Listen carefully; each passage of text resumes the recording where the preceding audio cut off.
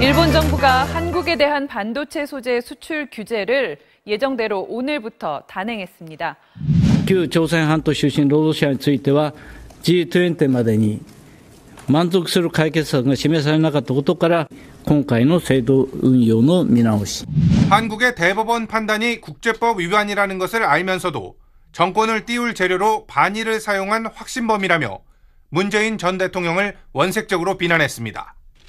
지난 2015년 위안부 합의를 두고도 한일 정상끼리 미래지향적 발전을 말해도 정권이 바뀌면 한국에선 소용이 없다며 또 정권이 바뀌면 어떻게 될까 불안했다고 했습니다. 일본은 한국 없이 살 수 있지만 한국은 일본 없이 살아남을 수 있을까라며 조롱했습니다. 자신감을 넘어 한국을 열등하게 보는 비뚤어진 우월의식이 스며있는 대목입니다.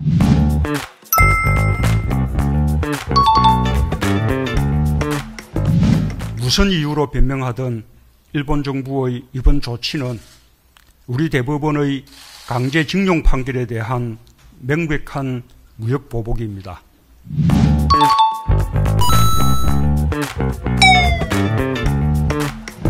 (3년이) 지난 올해 5월까지 일본산 불화수소 수입액은 수출 규제 직전 같은 기간의 5분의 1 이하로 줄었습니다.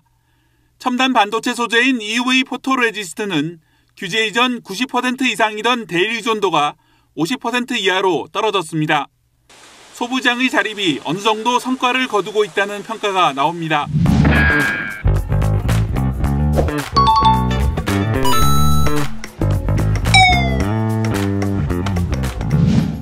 검찰이 조국 당시 법무부 장관 지명자와 관련해 대대적인 압수수색에 착수했다는 내용이었습니다.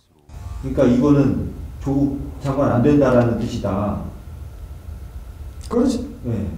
부부 1심 동체 민정수석이 그런 거 하면 되느냐 이런 식의 이제 도덕적 판단부터 시작해가지고 법적으로 이 사람이 법무부 장관 하면 되느냐고 그렇게 말을 해? 결론이 법무부 장관 낭만.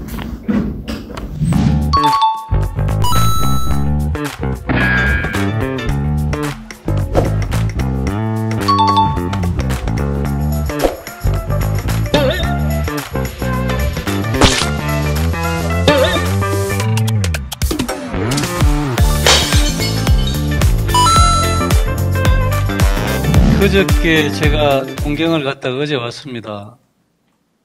의원님들 단톡방에 제가 잠시 소개를 드렸습니다만은, 지금 일본의 집권 자민당 정부는 내년에 대선에서 우리 한국이 정권 교체가 되길 바라고 있습니다. 그 사람들이 밖으로 말은 못하지만은 이 문재인 정부하고는 도저히 이 대화가 될 수 없다고 생각하기 때문에 제발 정권이 좀 바뀌어서 정상적인 대화를 할 수 있었으면 좋겠다, 이런 입장임에 틀림없습니다. 참고로 지난 4월 8일 날, 우리가 4월 7일 날 서울시장 선거, 부산시장 선거가 있었습니다만은 4월 8일 날 오전에 제가 일본으로부터 전화를 많이 받았습니다. 그 일본의 정치인들이 우리가 서울시장, 부산시장 선거에서 이긴 데 대해서 정말 축하한다고 했고, 심지어 국제전화로 정권 내년에 꼭 좀 정권을 바꾸길 희망합니다, 뭐 이런 얘기까지 할 정도로 일본의 입장이 그렇다는 것을 우선 말씀드리고요.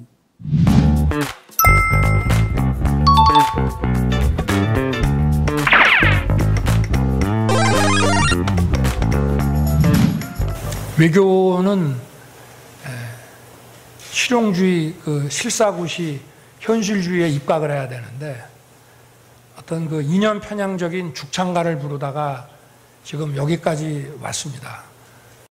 민주당 정권의 집권 기간 동안에 너무 친중, 친북의 굴종 외교를 한 가운데 한미 관계, 한일 관계가 너무 많이 무너져서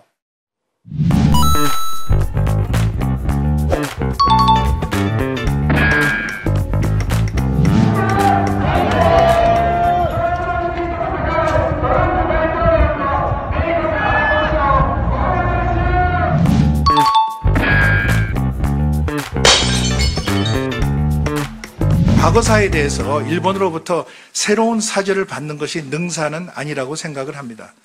새로운 사죄가 필요 없다는 입장은 군함도나 사도광산 등에서 강제동원 역사를 밝히지 않는 일본의 논리에 이용될 수 있습니다. 특히 아직 드러나지 않은 일제의 전쟁 범죄가 밝혀질 경우 일본이 과오를 사죄하게 할 방법 자체가 막힐 것이란 비판도 나옵니다.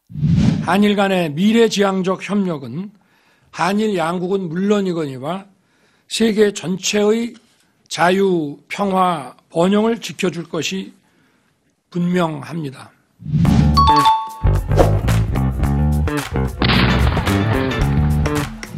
지금 일본의 집권 자민당 정부는 내년에 대선에서 우리 한국이 정권 교체가 되길 바라고 있습니다. 그 사람들이 밖으로 말은 못하지만은 이 문재인 정부하고는 도저히 이 대화가 될 수 없다고 생각하기 때문에